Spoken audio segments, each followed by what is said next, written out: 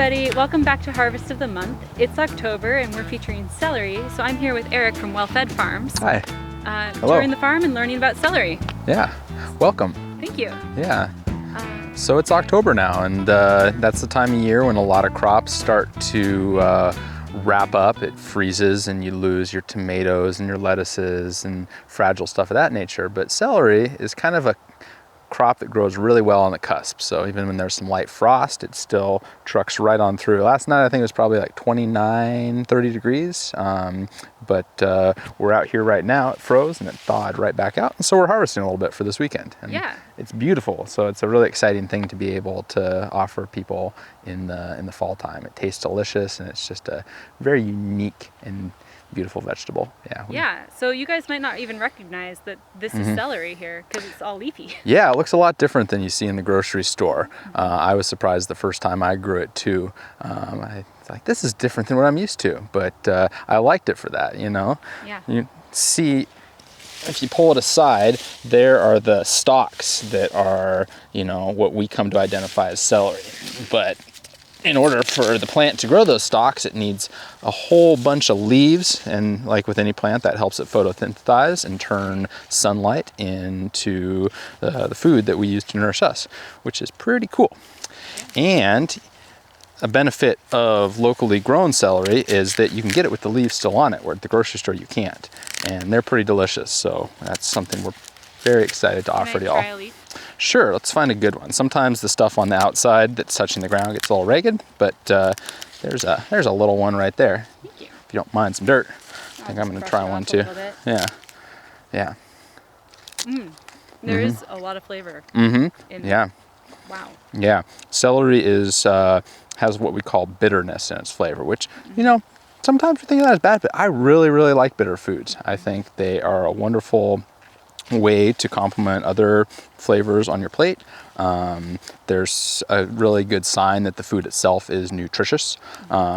With bitterness comes a lot of vitamins and minerals that we need to, you know, have a healthy, well-balanced diet.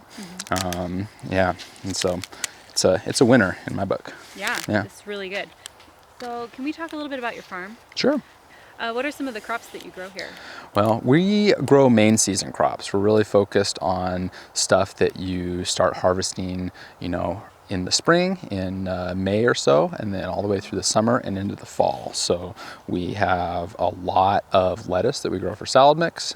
We grow a lot of tomatoes, both big red slicer tomatoes and heirlooms and cherry tomatoes. And we also raise animals on the farm. So we have chickens, which we raise both for eggs and for meat, and then we raise pigs as well.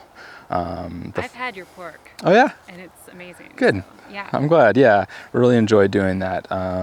It's a great way to create balance on a farm. You know, in order to grow really good, healthy, nutritious vegetables, you need fertilizer. You know, we have really good soil in Skagit. We have, you know, deep, rich alluvial soil, which means that it comes from, you know, centuries and centuries of the river washing dirt down from the mountains and creating real deep, rich soil. But you still have to have fertility that's added to that soil on a pretty regular basis every year to grow nice, healthy vegetables.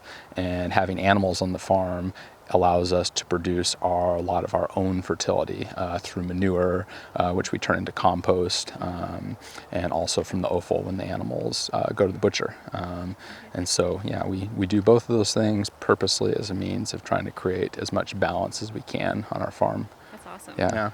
And you called this nature's Gatorade. Yeah, that's one thing I hit upon a while back. I had read about a famous Australian cyclist from back in the 1920s, and he did a race in Europe. I think it was like a 1,500 kilometer race, and this was when they didn't have really, you know, state-of-the-art bikes with gears. They had one gear, and they just rode and rode and rode unsupported on their own. And over the course of this race, he ate something crazy like 8 pounds of celery. Can you imagine eating 8 pounds of celery? I think this probably weighs about a little less than a pound. So we're talking about like 7 or 8 big heads of celery. But the reason he did that, he considered it a superfood. It has a lot of water in it, so it helps keep you hydrated, but it also has a wide variety of vitamins and minerals, all the things that our body needs to operate well, especially when it's under stress, when we're sweating a lot and losing a lot of our sodium and potassium and other electrolytes. We need to replace it. And you might be familiar with doing that with, artificial sports drinks like Gatorade and so forth. But why go to the hassle of doing Gatorade when you can just get it from a plant that grew right from the ground? Yeah.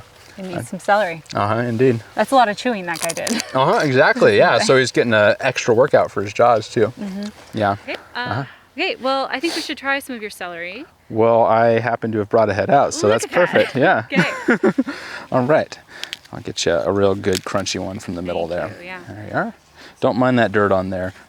Dirt is a good thing. Okay. Yeah, there's that idea, I don't know, everyone ascribes to it, but they say that by the time a kid's 1 year old, they should have eaten a pound of dirt. And I think that's a great idea. I think it's probably true. As long as it's good dirt. We farm organically out here. That's one thing that I didn't mention, is that we're certified organic farms. So we are not putting down harmful chemicals or fertilizer or other things that you'd have to worry about contaminating your food.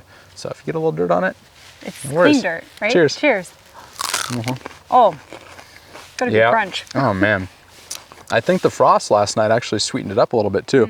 A lot really of plants, you might already know this, produce sugars as a natural antifreeze when it frosts. That's how they prevent their cell walls from bursting. It lowers the freezing temperature of the water in there. And so once it gets colder out, all your celeries and your Brussels sprouts and your kales and your cabbages, they get sweeter than they were the day before. That's really good. Yeah. Well, thank you so much for your time today, you're Eric, very and for welcome. taking us around the farm and giving us the celery. And I hope you guys really enjoy tasting this in your classrooms. And we'll see you next month with the next harvest of the month. All right. To be determined. Yeah, thanks for coming out. Appreciate it. Yeah.